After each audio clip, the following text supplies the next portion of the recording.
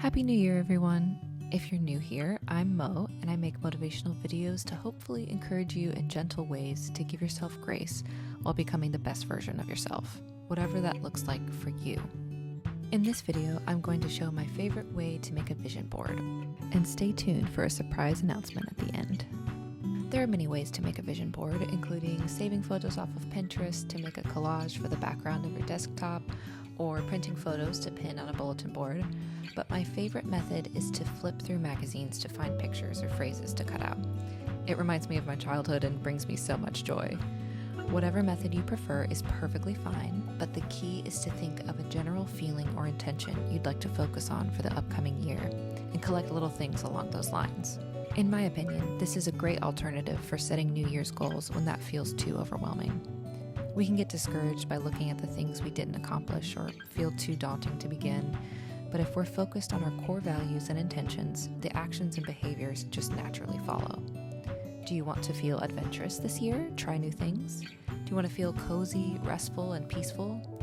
Maybe you want to spend a little more time outdoors or be a little more intentional with your cooking.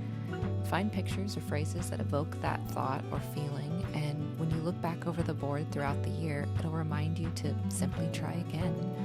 Not to beat yourself up or compare yourself to others' progress, but just to breathe, evaluate, and readjust. There was a quote I found in the magazine I was cutting through that really helped me with my New Year's anxiety. It reads, "There is time to sit still, time to dream, time to try, time to fail, time to learn, time to get to work, time to play, time to think, time to change your mind, time to start over, time to grow.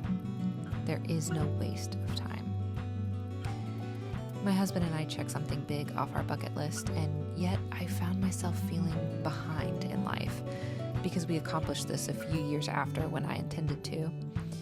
Being diagnosed with chronic illnesses has changed my timeline in many ways, and I get unnecessarily hard on myself for accomplishing goals more slowly sometimes.